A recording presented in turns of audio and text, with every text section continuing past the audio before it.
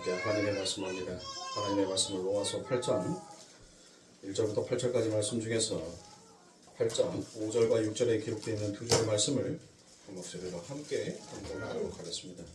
로마서 8장 1절부터 8절까지가 본문의 말씀이고 그 중에서 5절과 6절에 기록되어 있는 두 절의 말씀 여러분들이 다 찾으시려고 한 목소리로 함께 공독합니다.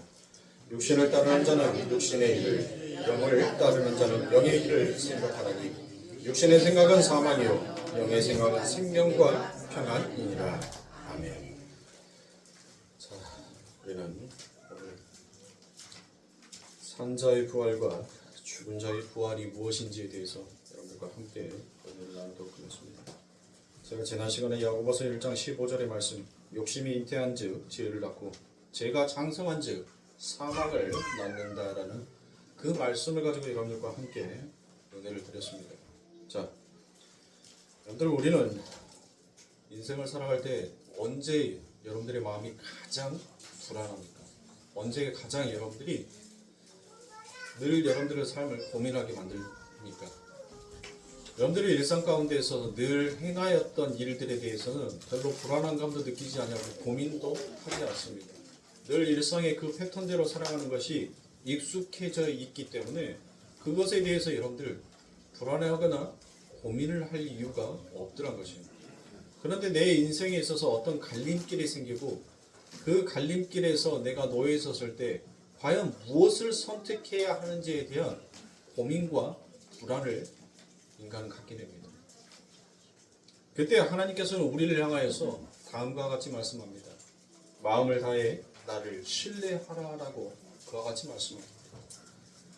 내 생각, 내 판단을 의지하지 말라라고 그와 같이 얘기합니다. 그러나 우리는 늘 우리의 생각, 우리의 판단을 의지하면서 살아가더라는 것입니다. 그래서 늘 우리들의 삶 가운데서는 불안이 동조가 됩니다. 여러분들, 우리가 불안하면서 살아간다는 것을 성경은 죄다라고 그와 같이 얘기해요. 에피투마이, 그 탐심이라는 그 욕심이라는 것이 바로 어디에서 비롯되었는가 하니 불안한 마음에서 시작이 되더라는 것이에요. 우리가 하나님을 의지하지 못하고 불안한 마음으로 살아가는 것을 성경은 욕심이요 탐심이요 그것이 바로 죄다라고 이야기를 합니다. 그렇게 야고보서 1장 15절의 말씀처럼 두 마음이 잉태한다라고 그와 같이 얘기합니다.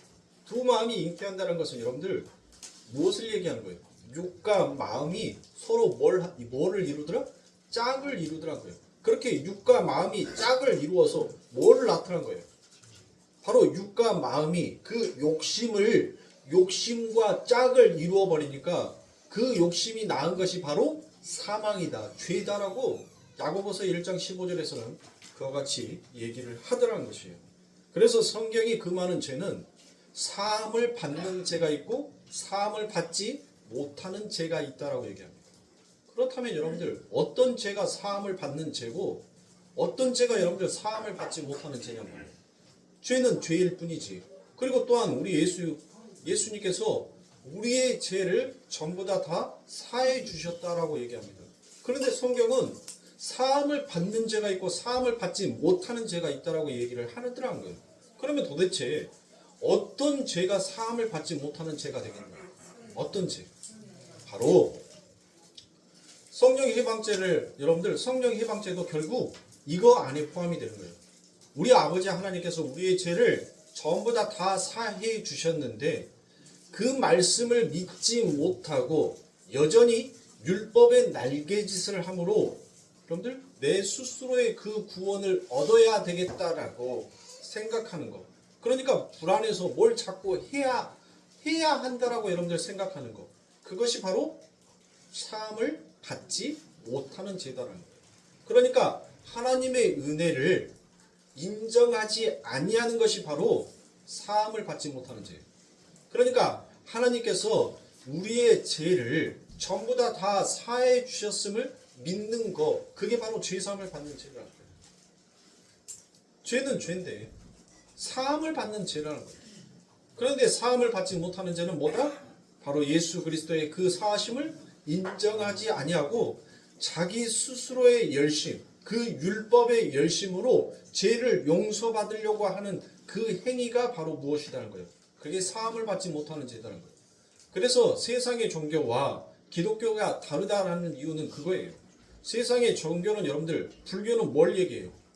자신의 업을 무엇으로? 선으로 덕을 쌓아서 자신의 업보를 씻음으로 자기가 극락왕생한다라고 그와 같이 얘기를 한단 말이에요. 그러니까 세상의 종교는 여러분들 자꾸 인간에게 뭐를 추구하게끔 만들어요? 선행을 하라고 자신의 행위를 자꾸 추구하게끔 만드는 거예요.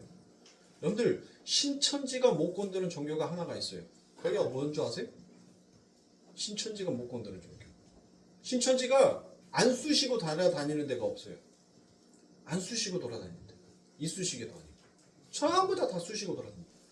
그런데 신천지가 두 손 둘발 들면서 야, 쟤들만큼은 건들지 마. 피곤해. 건들지 마. 하는 종교가 있단 말이에요. 그게 바로 캐톨릭입니다. 캐톨릭은 아무리 그들에게 성경을 가리키고 뭐 말씀을 전하고 같이 삶 가운데에서 실천할 수 있는 그들이 가지고 있는 실천의 신앙의 행위를 해도 이 캐톨릭에 다니는 사람들은 그 율법에 쩌들어 있기 때문에 금방 다시 어디로 가더란 거예요? 원점으로 가더란 거예요.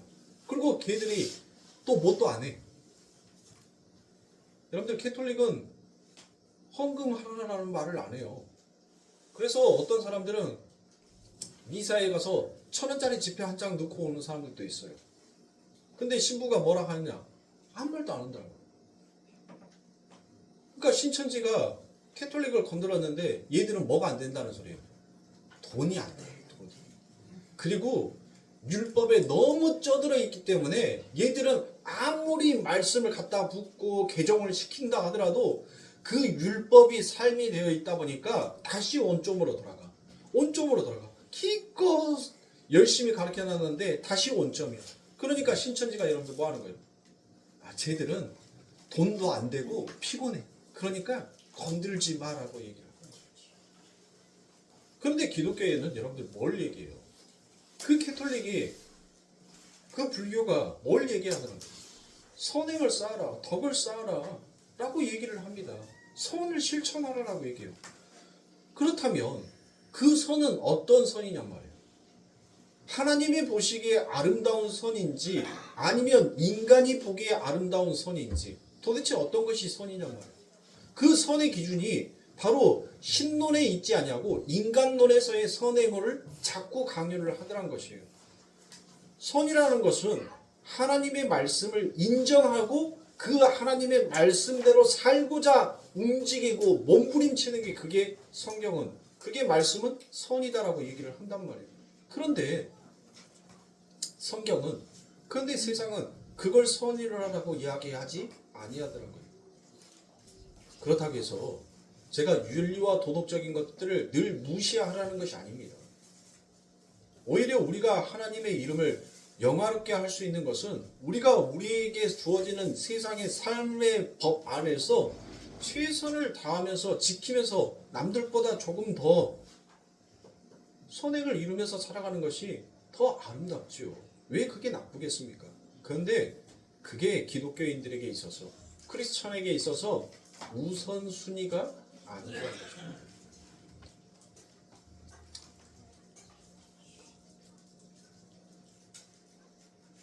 우리가 끝까지 하나님의 흉내를 내면서 그 죄가 생산해내는 일을 우리들의 삶 가운데 있어서 여러분들 그걸 죄로 여기지 못한다면 우리들은 그게 바로 사망이 낳은 육신의 법 안에 갇혀 있는 것입니다.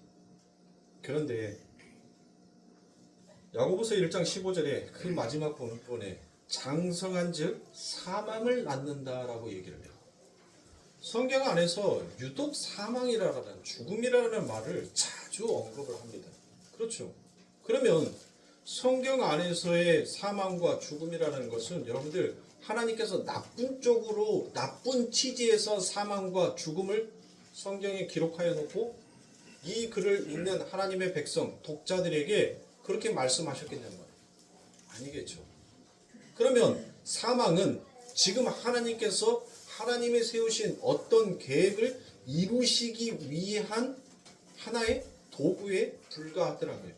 그러니까 장성한 즉이라고 되어 있는 것이 바로 헬라어로 아프탈레오입니다. 아프탈레오라는 것은 우리가 어떤 것을 성취해서 끝내버리면 거기에서 무엇이 온다는 거예요? 거기에서 사망이 오더라는 거예요. 그래서 그 사망을 성경은 다나토스의 죽음이다라고 이야기합니다. 욕심이 일을 하면 죄가 딕토되어서 죄가 계속 반복하여서 죄가 열심히 일을 해서 그 일을 완성해내면 우리에게 드디어 사망이 오더란 것입니다. 그런데 그 사망이 어떤 사망인가 하니 생명으로 살려주는 사망으로 오더란 것이에요. 그래서 오늘 본문에서 그걸 생명이다라고 그와 같이 표현합니다. 그런데 그 죽음이 결코 나쁜 죽음이 아니더란 거예요. 왜 그런가 하니 로마서 14장 7절의 말씀에 보니 우리 중에 누구든지 자기를 위하여 사는 자가 없고 자기를 위하여 죽은 자도 없도다라고 되어 있습니다. 그런데 여러분들 여기에 자기를 위하여라고 되어 있는 것을 여러분들 자기 안에서라고 그와 같이 바꾸어 놓으시는 것이 더 좋아요. 이게 원문에서는 자기 안에서라고 그와 같이 되어 있습니다.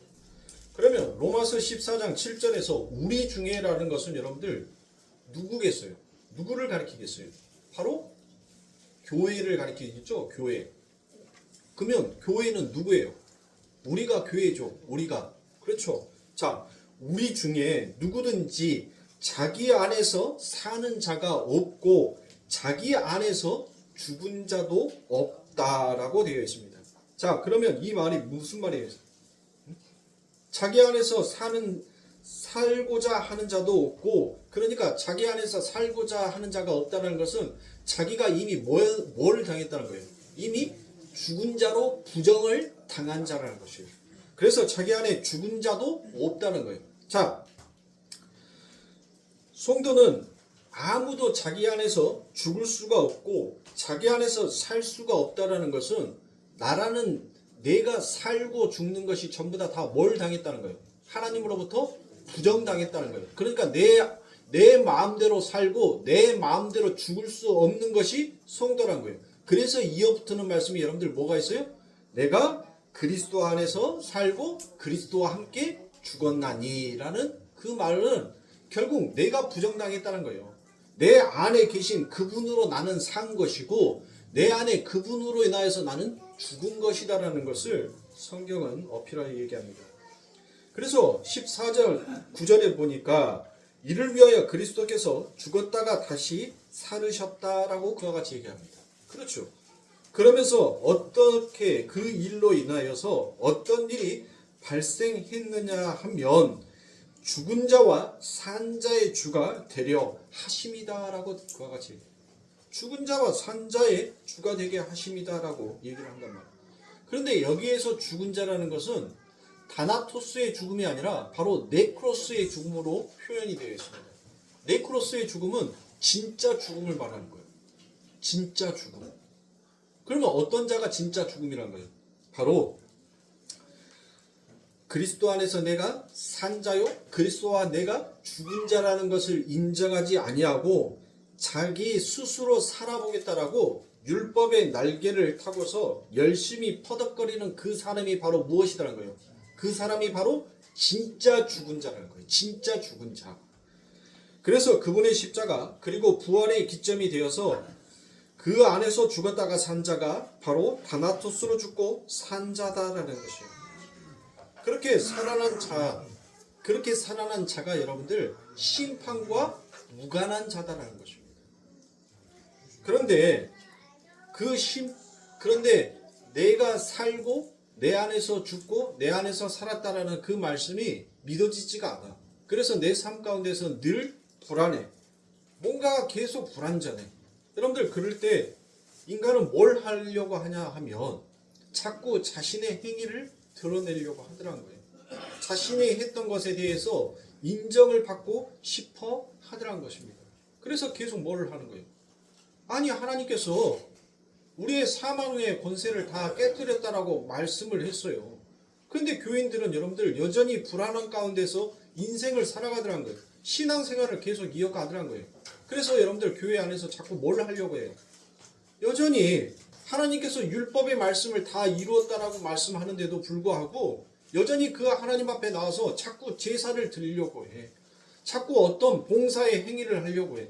자꾸 자신의 인간의 행위를 드러내어서 그 인간의 행위를 통한 그 불안감을 해소하려고 신앙생활을 하고 있는 자들이 너무나 많다는 것입니다. 바로 그것이 심판받는 죄라는 것입니다. 그렇게 우리는 육의 자아를 부정당해야 하는 것이지 여러분들 말씀을 에너지 삼아 그 육의 자아를 개발하고 성숙시켜서 하나님 앞에 영광을 돌리는 자로 가자라고 가서는 아니 되더란 것이에요. 그게 하나님 앞에 영광이 아니라는 것입니다. 그러니까 나는 오직 하나님의 은혜가 아니면 산 자가 아니었구나. 그 하나님의 죽으심이 없었다면 나는 진짜 죽을 수밖에 없는 자였구나라는 것을 우리는 이 삶을 통하여서 말씀을 통하여서 여러분들 그걸 뭐 해야 되는 거예요? 그걸 깨달아야 하는 거예요. 근데 그걸 깨닫지 못하고 여전히 행위만을 늘어놓으려고 해. 여전히 그 율법의 행위만을 쫓아가려고 해. 그 자가 바로 뭐 한 자다라는 거예요? 진짜 죽어있는 자다라는 것입니다. 그러니까 여러분들 왜 교회 안에서 자꾸 율법의 제사를 지으려고 하고 그 율법을 지키려고 하는 행위를 왜 그들이 하겠냔 말이에요. 그들 안에 뭐가 없으니까? 은혜가 없으니까, 진리가 없으니까 자꾸 그것을 쫓아가는 거예요. 성도 안에, 우리의 마음 안에 불안함이 생긴다는 것은 우리 안에 그 하나님의 은혜가, 그 하나님의 진리가 여러분들 뭐하면 사라져버리면 내 욕심이, 내 육과 내 마음이 그 욕심을 그 욕심을 많이 품어버리면 그 하나님의 말씀이 여러분들 뭐 한다는 거예요? 함께 공존할 수가 없다는 거예요. 그걸 잉태한 지 여러분들 뭐 하더란 거예요? 사망을 하더란 거예요. 보세요 여러분들. 꼭 하나님의 말씀은 그 죄에게 지는 자의 모습처럼 보이더란 거예요. 지는 자의 모습. 두 증인도 어때요? 세상의 사람들에게 그 율법을 가지고 있는 자들에게 맞아 죽잖아요. 그들이 진짜 힘이 없어서 권세가 없어서 능력이 없어서 여러분들 그렇게 죽겠냔 말이에요. 아니라는 거예요. 그 죽음을 통하여서 지금 자기가 산 자다라고 여기는 그들에게 지금 하늘의 진리가, 하늘의 은혜가 무엇인지를 설명하고 싶은 겁니다. 그걸 이야기하고 싶은 거예요.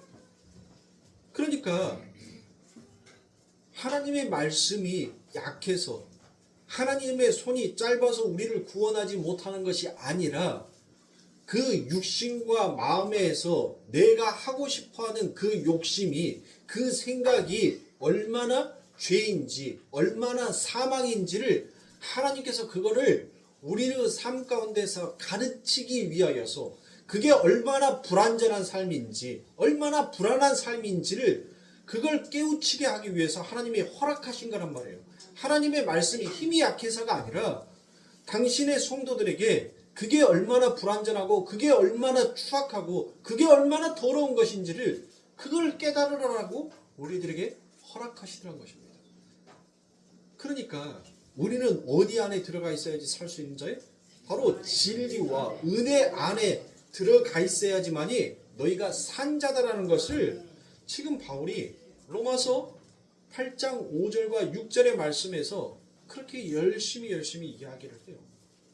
여러분들 나중에 이 로마서 8장이 끝나고 이제 9장으로 가죠. 로마서 9장부터 11장까지는 바울의 눈물입니다. 당신의 백성들을 향한 바울의 눈물이 그 안에 젖어들어 있어요. 바울이 얼마나 열심히 그 하나님의 은혜를 계속 당신의 하나님의 백성들에게 계속 이야기한단 말이에요. 정말 처절할 만큼 정말 낭떠러지에 서서 그렇게 호소하는 이야기처럼 들으라고 그렇게 얘기를 해요. 근데 여러분들 그들이 뭐 하더라고요? 여전히 듣지를 못하는 것입니다. 그래서 바울은 눈물로 호소를 하는 거예요. 눈물로써 그들에게 다시 한번 하나님의 은혜를 기억하라고 이야기를 합니다. 그러니까 우리가 하나님의 생명, 하나님의 은혜, 하나님의 진리 안에 거하지 아니하고 우리가 우리의 열심과 노력으로 생명을 만들어 보자라고 추구하는 것이 결국 여러분들 그게 율법의 아름다운 행위가 아니라 하나님 보시기에는 여전히 흙에 속한 자가 그 흙으로 바벨탑을 쌓아 하늘로 올라가 보자라고 하는 죄의 행위로 보고 계시더라는 것입니다. 그래서 주님은 그거를 죽은 자의 부활이다라고 얘기합니다. 그러면 여러분들 죽은 자의 부활은 어떤 부활이겠어요? 하나님께서 죽은 자를 부활시키고 산 자도 부활시키는데 죽은 자를 부활시키는데 여러분들 그 죽은 자의 부활은 어떤 부활이라는 거예요? 바로 심판의 부활이라는 거예요. 심판의 부활. 더욱 정확하게 말하면 그들이 만들어낸 생명, 이렇게 해서 우리는 산 자다. 이제 좀 우리는 안전한 자다. 남들보다 훨씬 더 열심을 부렸고 이런 나를 하나님이 반드시 칭찬해 줄 것이다 라고 생각하는 그들의 생명이 결국은 심판의 부활을 부르고 있더라는 것입니다. 그렇게 죽은 자들의 부활은 여전히 자기가 주인공이 되어서 살더란 것입니다. 산자의 부활은 여러분들 반대말이겠죠. 산자의 부활은 자신이 주인공이 아니라 하나님이 자신의 삶, 인생의 주인공이 되어서 사는 자인 것이에요. 그러니까 자신이 죽은 자의 부활을 선택하고 있는지 아니면 산자의 부활을 선택하고 있는지는 여러분들 우리의 삶을 통하여서 우리는 깨달아야 하는 것입니다. 그래서 이 죽은 자들은 여전히 자기 중심 안에서 살아가기 때문에 무엇하더란 거예요? 그 천국을 어떤 천국을 여러분들 그리고 있습니까? 네? 여러분들 대부분 사람들 이야기 들어보면 천국은 뭐 다이아몬드로 진기한 보석으로 꾸며져 있고 그 대문은 순금으로 되어 있어서 정말 아름다운 것이 하나님의 나라다라고 여러분들 그렇게 대부분 설명을 들었고 그렇게 꿈꾸고 있단 말이에요. 그런데 여러분들이 천국 가셨을 때 그게 아니면 진기한 보석도 하나도 없고 황금 운도 아무것도 없다면 여러분들 그 천국 가고 싶지 않은 거예요? 천국이라는 그 자체가 하나님께서 죽을 수밖에 없는 나에게 영원한 생명을 부어주셔서 그분의 생명으로 내가 날마다 살아가고 있다라는 거, 이제 그 공급이 내 옆에서 나의 손을 잡고 나와 함께 하여 주고 있다라는 거, 그 자체가 천국이 되어야 하는 것이지, 그 천국이 다이아몬드면 어떻고 모래집이면 어떻고 지푸라기면 어떠냔 말이에요. 응? 그런데 대부분의 사람들이 그런 천국은 화려한 것으로 여러분들 꿈꾸고 있더란 것입니다. 그러면 그들에게는 천국이 아닌 거예요. 그들에게는 그 천국이 지옥과 같은 곳이 되는 것입니다. 천국에 가면 시집가고 장가간다? 여러분들 이 땅에서 결혼하는 거 재밌으세요? 에? 뭐 다들 웃어 그냥. 아니 이 땅에서 결혼 생활도 재밌으세요? 근데 죽어서도 또 결혼하고 싶으세요? 아니 죽어서는 좀 혼자 살아보고 싶은 생각 없으세요? 아니 이 땅에서 경험했으니까 살아서는 죽어서는 이제 좀 자유로운 몸으로 살아보고 싶은 생각 없으시냔 말이에요. 아침에 눈 떠서 누구 밥 안 해줘도 되고 열심히 돈 벌어서 누구 안 갖다 줘도 되고 에? 아니 그냥 내가 이런 만큼 나만 벌어먹고 나만 사용하고 나만 입고 다니면 되지 뭘 누구를 챙겨줄 필요 없는. 근데 대부분의 사람들이 천국 가서 시집가고 장가간다.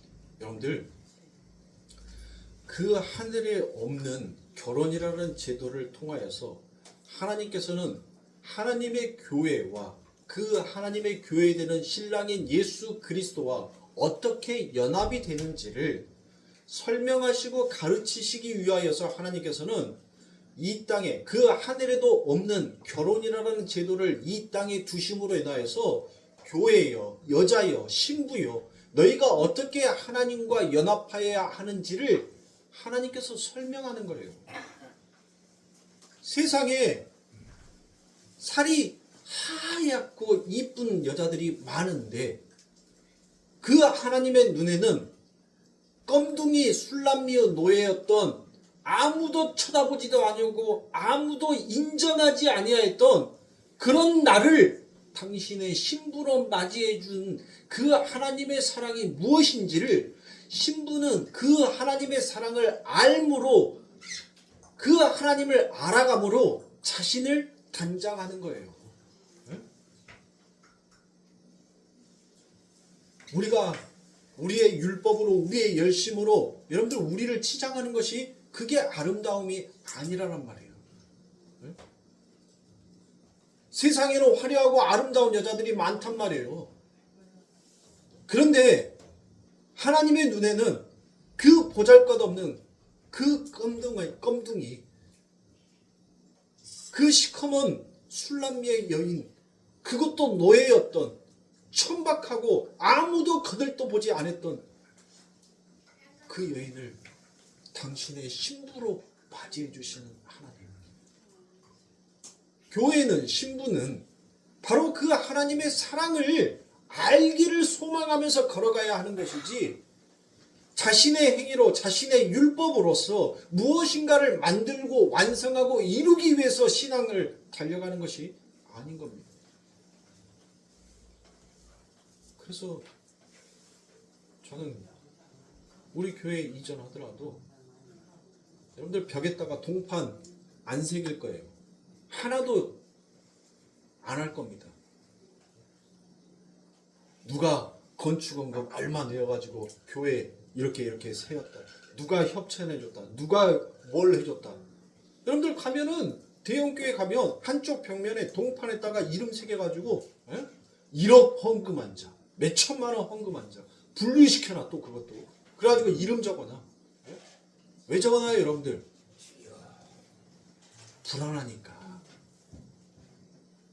불안하니까 그러는 거예요. 그러니까 자꾸 율법에 내세울 수 있는 행위만을 자꾸 내세우려고 하는 거예요. 하나님은 그들을 향하여서 죽은 자라고 얘기를 합니다. 죽은 자라고 얘기를 해요. 진짜 산 자는 여러분들 뭐 하더란 거예요? 하나님을 인정한다니까요. 하나님을 세우는 거예요. 교회가 크고 작음이 무슨 교회가 크고 작은 것이 여러분들 그게 내 일입니까? 큰 교회는 큰 교회일수록 작은 교회는 작은 교회일수록 그 하나님께서 맡겨주신 그 하나님의 일만 당신의 부름받은 종으로서 열심히 해 나아가면 되는 거예요. 그러니까 우리 성도님들도 낙심할 필요가 없어요. 네? 작은 교회에 다니니까 기죽어가지고 여러분들 오히려 우리 성도님들 저는 어디에다 내놔도 어느 큰 교회 성도보다도 저는 우리 교회 성도님들이 더 대단하고 더 훌륭하고 더 말씀 가운데 살아가는 사람들이라고 저는 자부할 수 있어요. 아멘. 저는 안 바꿔요. 모르겠네요. 제가 돈에 환장해서 우리 한 성도님당 한 3경씩 한 3경씩 준다면 조금 입맛이 다셔볼 만도 하겠죠. 3경 3조가 아니라 3경 안 바꾼다니까요. 그래서 저는 낙심하지 않아요. 우리 성도님들의 많고 적음에 낙심하지 않아요. 왜? 이건 내 일이 아니라 주의 일이니까. 주님의 일이니까. 종은 뭐만 하면 돼요? 주님의 심부름만 하면 돼. 시킨 일만 하면 되는 거예요. 그 나머지의 결과가 어떻게 나오든지 그거는 시킨 자의 잘못이지 여러분들 하는 사람이 잘못이? 우리 김치수 성도님 건설 현장에서 사람들 지시하면서 일 시키는데 너 여기 이렇게 해가지고 이렇게 하고 인부는 시켰으니까 거기다 그렇게 박았어. 근데 도면을 보니까 잘못됐네. 오메 내가 도면을 거꾸로 봤네. 그러면 그 일 박은 사람한테 가갖고 너 왜 이렇게 박았어? 라고 말할 수 있어요? 없잖아요. 아 내가 미안하다. 2번 일 시켜서 요거 다시 다 뜯어야 되겠다. 내가 도면을 잘못 봤어. 여기를 이렇게 해야 되는데 요거를 내가 요렇게 해놨네? 미안해. 다시 뜯고 다시 하자. 내가 일당은 똑같이 줄 테니까 해. 그러면 일하는 사람은 뭐예요? 2번 일을 하든 3번 일을 하든 나는 뭐 하니까? 그래요. 그 일함에 대한 수고를 받으니까 나는 여러분들 군말할 필요가 있어요, 없어요? 없잖아요. 그겁니다. 우리 성도님들도 성도님들의 가정 안에서 마찬가지예요. 왜 우리 가정 안에? 그래서 제가 7월달에 주보를 바꿔놨습니다. 교회 소식란에. 영적 회복을 위하여서 다른 사람들을 위해서 기도할 것이 아니라 우리 성도님들의 가정에서부터 그 복음이 일어나야 되겠다라고 생각이 돼서 바꿨어요. 주보에다가. 왜 우리 집안은? 왜 우리 집 식구들은? 여러분들 그럴 필요가 없다.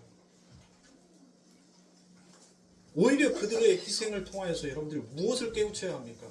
하나님, 내가 하나님의 자녀로 내가 하나님 바로 쓰지 못하고 내가 하나님 우뚝 쓰지 못함으로 인하여서 저들이 나를 가르치는 회초리가 되어서 희생양이 되어서 하나님 저 삶을 살고 있으니 저들이 불쌍한 것이 아니라 하나님 나를 불쌍히 여기 있어서 저들이 이제 더 이상 심판의 도구가 아니라 하나님의 복의 도구로 사용되게 해주시옵소서라고 여러분들 그렇게 우리의 기도가 바뀌어야 합니다.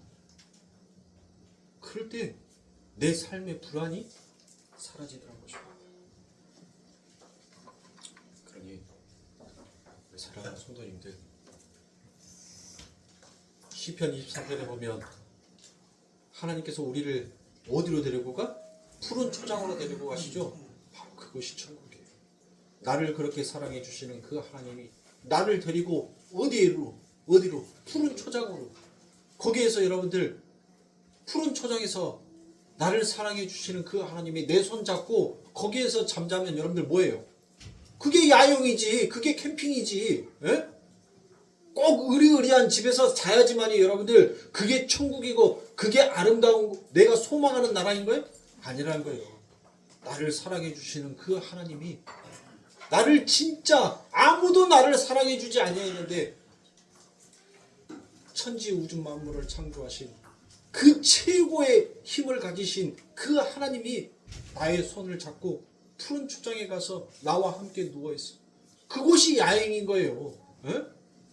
거기에서 그 하나님과 여러분들 뭘 먹는들 여러분들 안 맛있겠어요? 여러분들 그게 소풍이잖아요. 소풍. 에? 소풍 가서 여러분들 김밥 먹으면 얼마나 맛있어요. 똑같은 라면도 집에서 먹는 거랑 밖에서 끓여 먹는 거랑 똑같은 라면인데도 맛이 틀려요.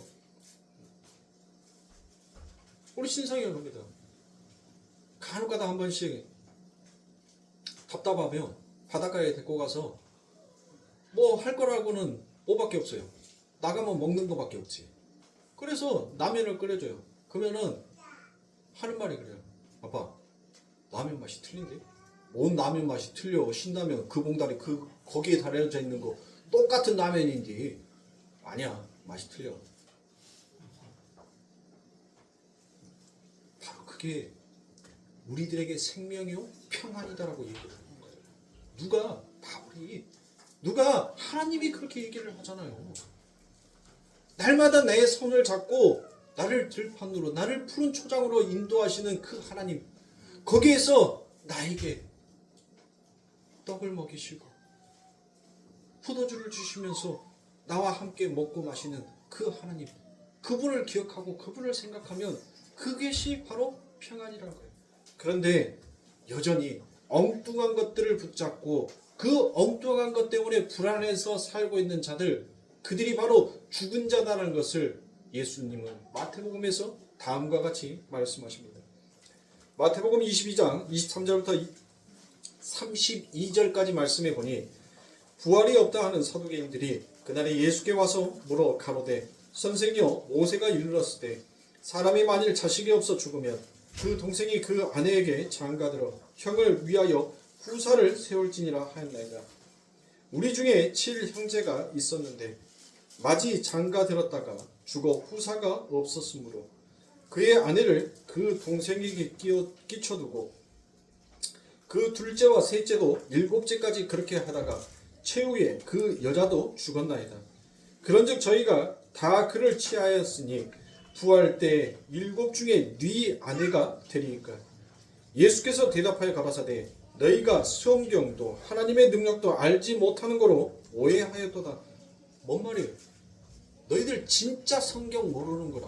너희들 진짜 하나님의 말씀이 뭔지를 정말 이해하지 못하는구나 라고 예수님이 그러는 거예요. 그러면서 30절에 부활 때는 장가도 아니가고 시집도 아니가고 하늘에 있는 천사들과 같으니라. 죽은 자의 부활을 의논할진대 하나님이 너희에게 말씀하신 바 나는 아브라함의 하나님이요 이삭의 하나님이요 야곱의 하나님이로다 하신 것을 읽어보지 못하였느냐. 하나님은 죽은 자의 하나님이 아니요 산 자의 하나님이시니라 라고 말씀합니다. 자, 너희같이 율법에 묶여서 여전히 그 하늘에서도 너희 중심으로 살려고 하는 자들은 전부 다 성경은 죽은 자다라고 그와 같이 선포를 합니다. 그래서 여기서 그 하나님이 아니라 이미 죽었지만 여러분들 하나님은 죽었죠. 예수 그리스도는 죽었잖아요. 죽었지만 자 누구를 들은 거예요? 아브라함과 이삭과 야곱을 들었어요. 그들이 다 어떤 삶을 살아다가 죽었다는 거예요. 자 죽었잖아요 여러분들. 아브라함이 예수님의 시대에 살아있었어요? 그러면 이삭은 그러면 야곱은 다 죽었잖아요. 근데 죽은 자의 하나님인데 여러분들 그 자가 무슨 삶을 살았다는 거예요? 그가 진짜 산자의 삶을 살았더란 것입니다. 산자의 삶. 그래서 하나님께서 뭐라는 거예요? 나는 죽은 자의 하나님이 아니라 산자의 하나님이라는 거예요. 그들이 어떤 삶을 살았기래? 바로 다나토스, 하나님의 은혜, 하나님의 진리를 인정하는 하나님의 사랑을 알기 위하여서 하나님을 알아가고 싶어하는 삶을 그들이 살았다는 거예요. 그래서 성경은 그들을 산자다라고 얘기해요. 하나님께서 나는 죽은 자의 하나님이 아니라 산자의 하나님이다라고 그와 같이 말씀을 합니다. 그래서 거기에서 장가도 안 가고 시집도 안 가더라는 것이에요. 자, 이 부분은 제가 여러분들에게 전자의 설명을 들었으니까 넘어갑니다. 그러면서 예수님께서 말씀을 하시는데 어떤 말씀을 하는가 하니 잔치집에 예수님께서 연회를 열고 초대를 했대요. 근데 그 죽은 자들이 자기들은 자칭 산자다라고 하는데 살아있다라고 하는데 하나님 눈에는 그들이 뭐한 자예요? 죽은 자죠. 그러면 그 죽은 자의 행실이 뭐를 쫓아가더라고요? 뭐? 그들이 핑계를 대요. 하나님께서 잔치를 열어놨는데 그들을 부르라는데 그들이 뭘 하더라고요? 뭘 하라고 핑계를 대요? 네? 소도 사야 하고 밭도 갈아야 하고 시집도 가고 장가도 가야 하더라라고 그와 같이 핑계를 대더라고요. 여러분들 성경에서 소는 제가 뭐라고 했어요? 누구를 가리키는 거? 그렇죠. 하나님을 가리키는 거예요. 그러면 결국 소는 진리를 말하는 거예요. 진리. 아니 진리를 어디서 사? 에? 죽은 자가 지금 그 얘기를 하는 거예요. 자기들이 자칭 살아서 나는 살아서 바빠. 지금 바빠. 그러니까 그 잔치집에 갈 수가 없어. 나는 산자의 행위. 살기 위해서 나는 지금 열심히 뛰어야 한단 말이야. 그러면서 핑계를 대는 것이 소를 사야 된대요. 근데 성경에서 소는 진리야. 진리를 어디 가서 사냔 말이야. 어디? 근데 그들이 뭐라고 얘기해요? 자칭 나는 산자다라고 부르짖는 자들이 나는 진리를 살러 가야 돼. 밭은 뭐예요? 밭은 광야란 말이에요. 광야.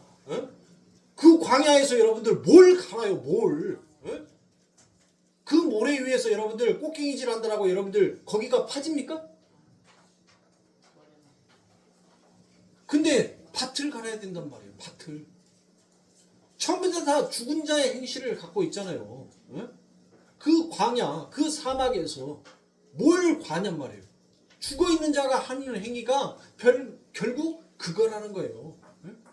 모래 위에다가 열심히 작물 심어서 나는 살아보겠다라고 하는데 그 작물은 죽은 자의 작물이지 산 자의 작물이 아니다라는 것을 얘기하더란 것입니다. 그래서 히브리 기자도 여전히 이 죽은 자에 대한 경고를 우리들에게 5가지로 이야기를 하면서 경고의 말씀을 던집니다. 자, 히브리 기자는 도대체 우리들에게 어떠한 경고의 말씀을 우리들에게 주시는지를 여러분들과 살피면서 오늘의 말씀을 마치도록 하겠습니다. 히브리서 6장 1절과 2절입니다. 그러므로 우리가 그리스도의 도의 초벌을 버리고 죽은 행실을 회개함과 하나님께 대한 신앙과 세례들과 안수와 죽은 자의 부활과 영원한 심판에 관한 교훈의 터를 다시 닦지 말고 완전하게 나아갈지니라라고 얘기합니다. 자, 그리스도의 도의 초벌을 버리라라고 얘기해요. 도의 초벌을 버리라라고 그와 같이 얘기합니다. 여러분들 보세요. 도의 초벌을 버리라라고 얘기하는데 그 죽은 자의 행실, 그러니까 버리라는 것은 죽은 자의 행실이니까 버리라는 거잖아요. 그렇죠? 근데 버리라는데 제일 먼저 등장하는 것이 여러분들 뭐가 등장을 해요? 에? 죽은 자의 행실을 회개가 나오죠. 회개가 나온단 말이에요. 아니 여러분들 이건 뭔 말이에요 도대체? 아니 회개하면 좋은 것이지 회개하면 그게 죽은 자의 행실이에요? 지금 이게 뭔 말이에요? 그러니까 이 회개, 메타노니아 이 뜻이 무엇인지를 오늘날 기독교가 너무나 오해하고 곡해하고 있더란 것이에요. 회개라는 것은 단순히 하나님 앞에 나 잘못했어요가 아니에요. 그게 회개가 아니라는 거예요. 그런데 전부 다 그것만 하고 있더라고요. 그것만. 회개라는 것은 여러분들 이미 완성이 됐어요, 안 됐어요? 누구로부터? 그래요. 그리스도가 바로 죄와 사망의 법을 깨버리고 생명의 성령의 법으로 완성을 해 놓으셨단 말이에요. 그렇죠. 그러면 죄와 사망이 따르고 추종하는 그 행위가 이제 우리들에게는 뭐야 한 거예요? 완전히 사라지고 이제 생명의 성령의 법의 그 행위만 우리들의 삶 가운데 남아있잖아요. 그러면 회개라는 것은 뭐예요? 단순히 내가 하나님 앞에 하나님의 말씀대로 살지 못해서 하나님 죄송합니다. 늘 주의 은혜를 하나님의 그 은혜를 기억해야 되는데 늘 하나님의 은혜를 저버리고 배신과 오만의 삶으로서 하나님 앞에 늘 그 십자가를 향해서 침뱉는 자의 삶을 살아왔던 저를 용서해 주세요라고 하는 것이 이게 회개가 아니라 진정한 회개는 그 죽은 자의 행실에서 산 자의 행실로 그 행위가 그 생각이 완전히 전환돼 버리는 것을 회개다라 하는 거예요. 그걸 회개라는 거예요.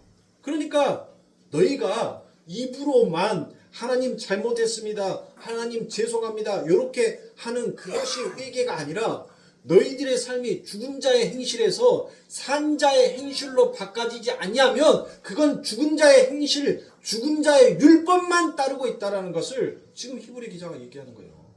그러니까 율법이라는 것이 꼭 제사를 지내고 법도와 규례와 율례를 지키는 것이 그것만이 율법이 아니라 너희들이 하나님을 찾으면서 입으로만 뭐 하는 거예요? 입으로만 하나님 잘못했습니다. 하나님 죄송합니다. 하나님 이런 행위가 아니고 하나님만을 의지해야 하는 행위인데 라고 그렇게 말해놓고 저 문 딱 나가는 순간 뭐예요? 아 하나님 잠깐만 뒤에 있어보고 하나님은 나를 뒤에서 서포트만 해주면 돼. 내가 앞장서서 갈게.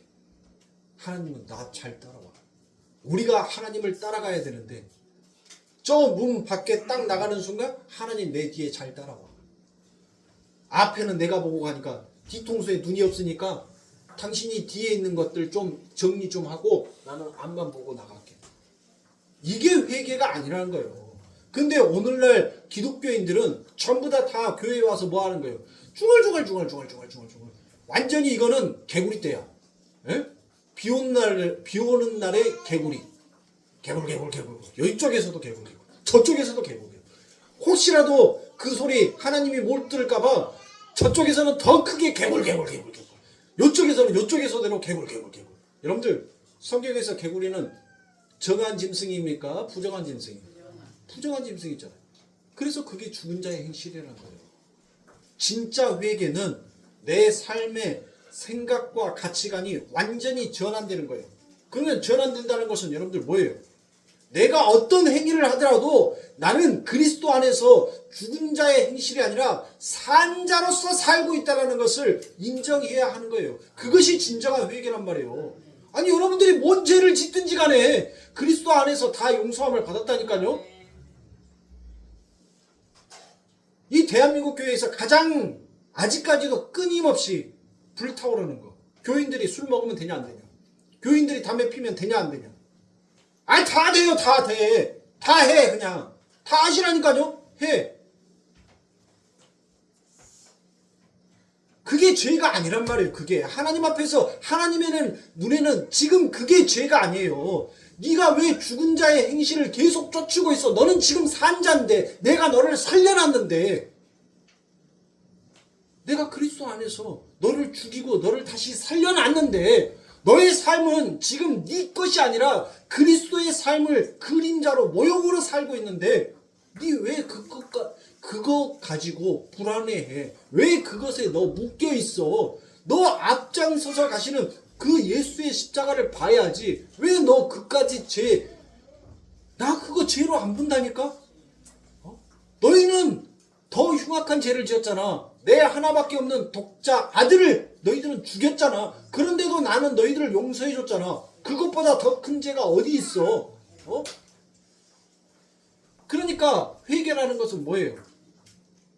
내가 여전히 내 행위, 내 생각, 내 가치관을 가지고 그것이 죄, 하나님 앞에 나아가지 못하는 죄들하고 거기에 묶여 있는 것이 바로 죽은 자의 행실이라는 거예요.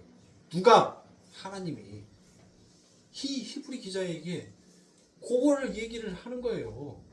그걸 말을 하는 거란 말이에요. 그래서 우리 성도님들 진정한 회개는 여러분들이 뭘 하는 거예요? 하나님을 하나님으로서 인정하는 것이 진정한 회개인 거예요. 근데 그거를 모르더란 거예요. 그냥 입으로만 나불나불 하는 것이 그게 하나님 앞에 죄사함이요. 그게 바로 하나님 앞에 용서받는 것이다라고 생각하는 거예요. 그렇다고 해서 여러분들 그 기도를 하지 말라는 게 아니에요. 나 여기까지 얘기를 해줘야 돼? 언제 초등학문에서 도대체 일어서서 언제 좀 중학교, 고등학교 정도 좀 말이 통하는 수준이 될까? 뭘 하지 말라고 하면 또 그러면 안 하면 되는 거라고 그렇게 생각하시는 분들이 있을까봐 제가 또 보충해서 그걸 하지 말라는 게 아니에요. 그것이 여러분들의 인생에 있어서 회개의 목적이다. 이게 맞는 것이다. 정의 내리지 말라는 거예요. 진정한 회개는 이미 내 삶 가운데서 나를 바꿔놨다니까요. 그 죽음, 그 사망에서 생명으로 누가 우리 아버지 하나님께서 그 모래시계를 뒤집어 버렸어요. 그 시계를. 그러니까 나는 지금 이 땅에서 산자로서의 그 생명의 시간을 보내고 있는 거예요. 진짜 산자가 어떤 삶을 살고 어떤 것을 추구하고 어떻게 그 인생의 목적을 두고 걸어가는지를 하나님께서 우리의 인생을 이제 바꿔서 보여주시는 거예요. 그러니까 우리 성도님들 지금 오늘 이 예배 여러분들이 부정당하고 부인당하니까 그러니까 여러분들 이 자리에 오신 거 아닙니까? 내가 시퍼렇게 살아있다면 여러분들 와요? 못 와요. 우리 김채순 성도님 보세요. 하나님의 말씀 앞에서 죽으니까 앉잖아요. 네? 자기가 살아있을 때는 절기만 간다고 두말 하면은 그 절기도 안 가. 자꾸 강요하지 마이. 그랬던 분이 이제 자신을 내려놓으니까 매주 나오잖아요. 매주.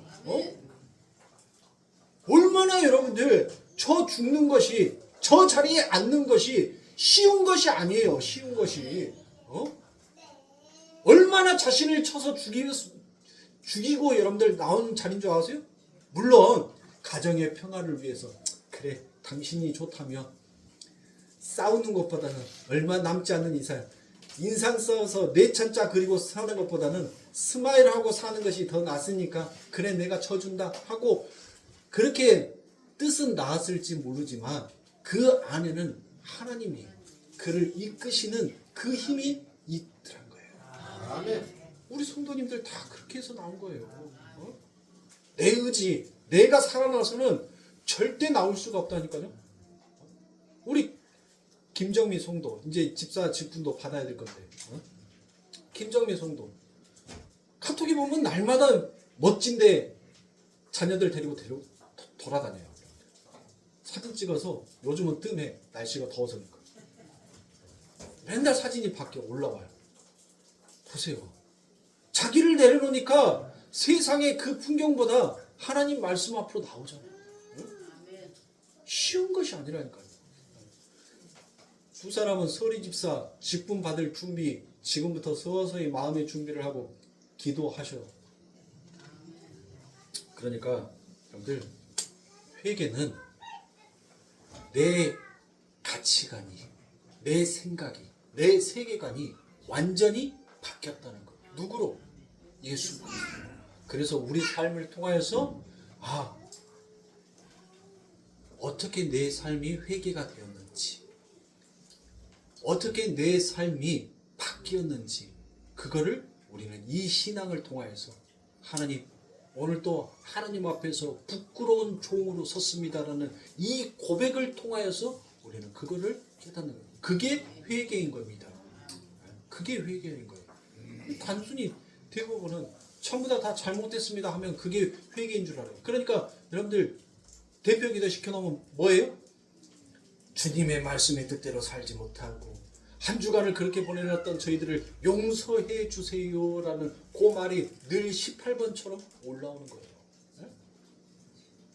그거를 통하여서 네가 어떻게 산 자다는 것인지를 그 진리 안에서 생명과 평안을 얻으라고 하나님은 우리에게 말씀하여 주고 있는 것입니다. 근데 이제 회개는 그래.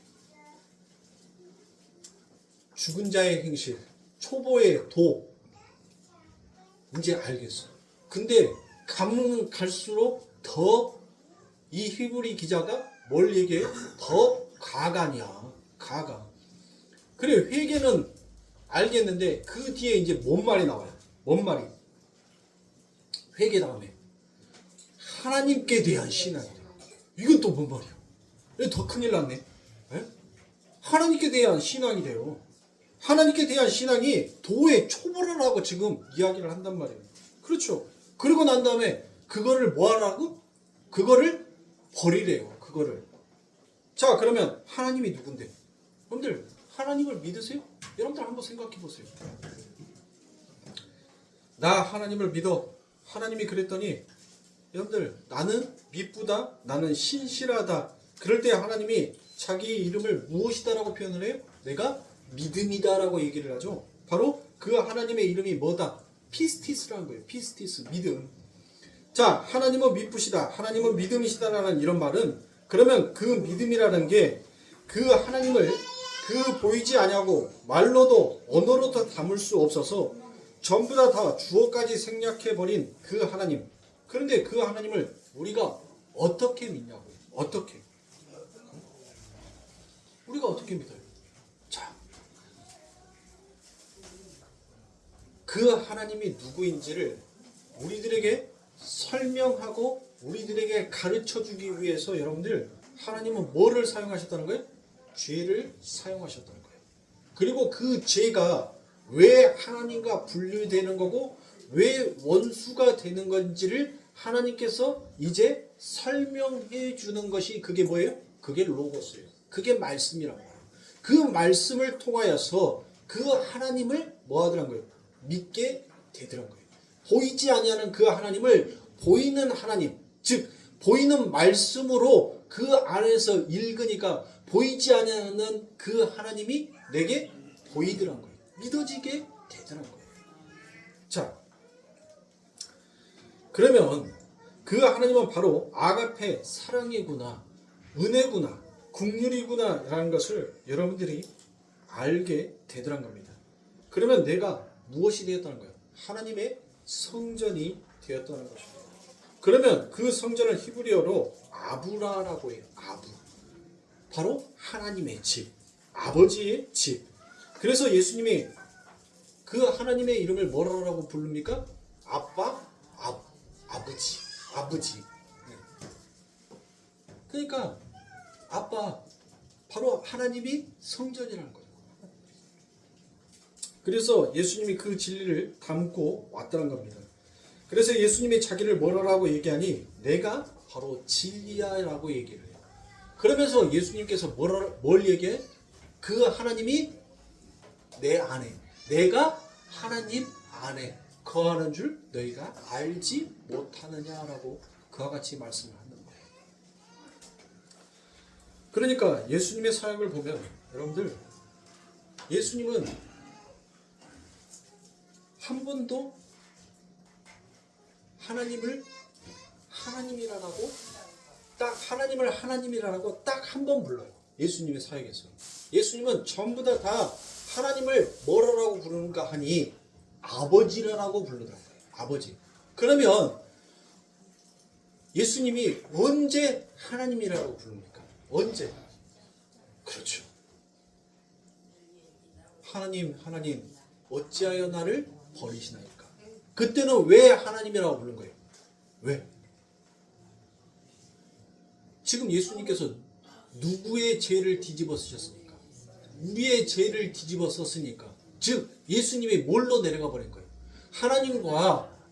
하나님과 예수님이 동등한 위치에서 이제 예수님이 뭘로 내려가는 거예요? 그 모든 죄를 뒤집어 쓰므로 피조물로 내려가는 거예요. 그러니까 피조물에게는 그 아버지가 뭐가 되는 거예요?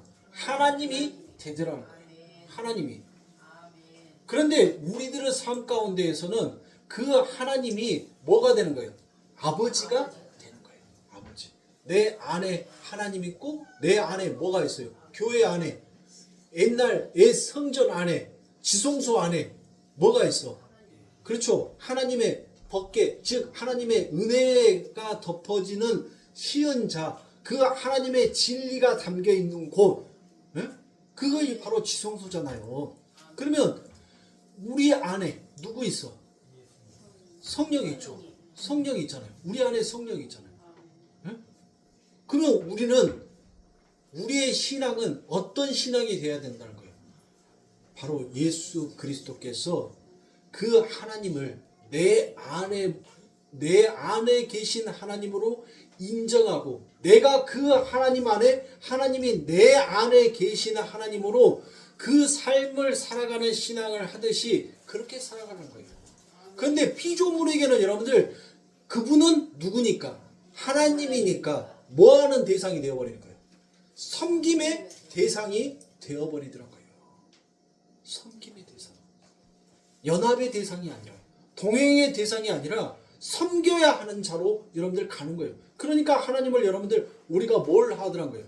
하나님을 늘, 아니 자식이 잘못하면 아버지한테 혼날 수도 있지. 근데 여러분들 그 아버지한테 혼났다라고 원래 저 성질 인연을 끊어버려야지, 부자지간에 연을 끊어버리지 해야지. 여러분들 그럽니까? 안 하죠. 아버지한테 10번 혼나든 20번 혼나든 돌아서고 털어버리고 난 다음에, 그래 내가 이번에는 조금 심했지, 내가 조금 잘못했지, 그래 열받을만 했겠어. 그렇게 인정을 하면 여러분들 뭐예요? 내 마음이 또 비워져요. 언제 아버지한테 혼났는지 모르고 또 그 아버지한테 가더란 거예요. 그렇죠? 그리고 아버지랑 여러분들 뭐예요? 때로는 벗이 되어서, 친구가 되어서 그렇게 인생을 걸어가잖아요. 하나님께 대한 신앙은 단순히 그 하나님이 무서워서 그 하나님은 신이어서 섬겨야 하는 대상으로 신앙생활을 하는 것이 아니라 그분이 나의 보스로서, 그분이 진짜 내 아버지로서, 진짜 내 가족으로서 살아가는 그것이 바로 올바른 신앙이라는 거예요. 그게 진짜 산자의 신앙이라는 거예요. 그러니까 단순히 교회에 와서 하나님은 무서움의 하나님, 하나님은 전지전능하고 무소부재의 하나님이니까 내가 섬겨야 돼. 그런 하나님으로 신앙생활을 해서는 아니 된다는 거예요. 그 하나님은 나의 아버지야. 내가 어떤 실수, 어떤 잘못을 하더라도 비록 그 아버지한테 내가 비록 혼날 수는 있겠지만 나를 영원히 버리지 아니하는 아버지. 여러분들, 저는 한 번도 내 아버지한테 어깨동무 한번 해본 적 없고, 아버지 같이 장난치다가 아버지 꼬치 이렇게 손으로 탁 때린 적도 없어요. 근데 저희 아들 신상이랑 애가 장난치다가 꼬치가 이렇게 틱 튀어나와 있으면 이 새끼 꼬치 집어넣어 하고 제가 한번 꼬치를 이렇게 딱 때려요.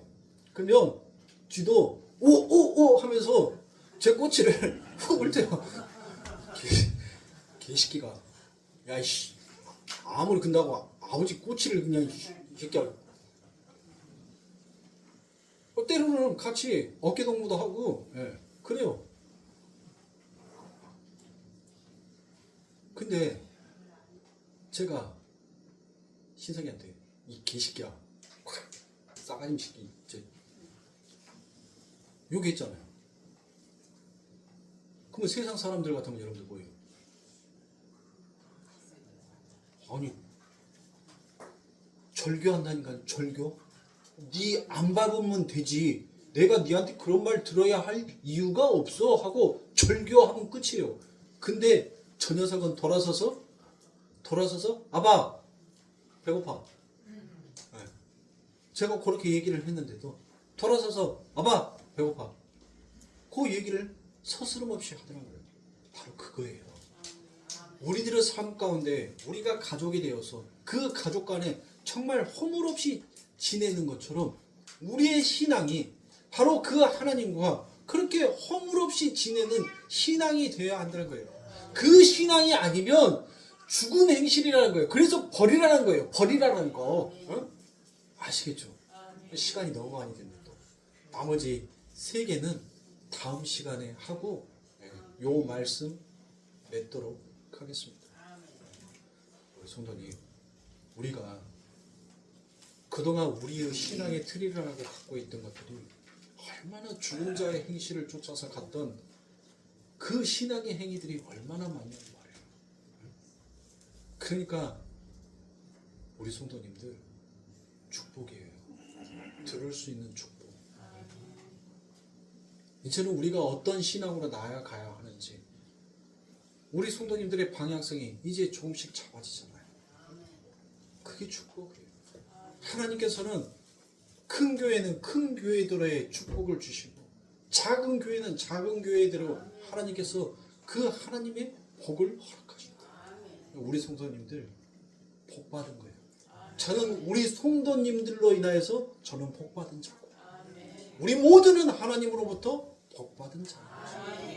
우리 성도님들 그 복으로 정말 하나님과 내 사이에 벽을 두고 신앙생활하지 말고 그 하나님과 나 사이에 쌓아 올려 있던 그 바벨탑과 같은 그 담을 진리로, 은혜로, 생명으로, 말씀으로 무너뜨리고 돌 위에 돌 하나도 남지 않게끔 전부 다 없애버리시고 진짜 하나님의 성전으로서 하나님의 자녀로서 하나님이 그토록 사랑한다라고 부르짖었던 그 술람미 여인의 그 노예처럼 그 하나님만을 바라보고 그 하나님만을 찬양하면서 나아가는 우리 성도님들이 되시길 주님의 이름으로 축원합니다. 기도하겠습니다.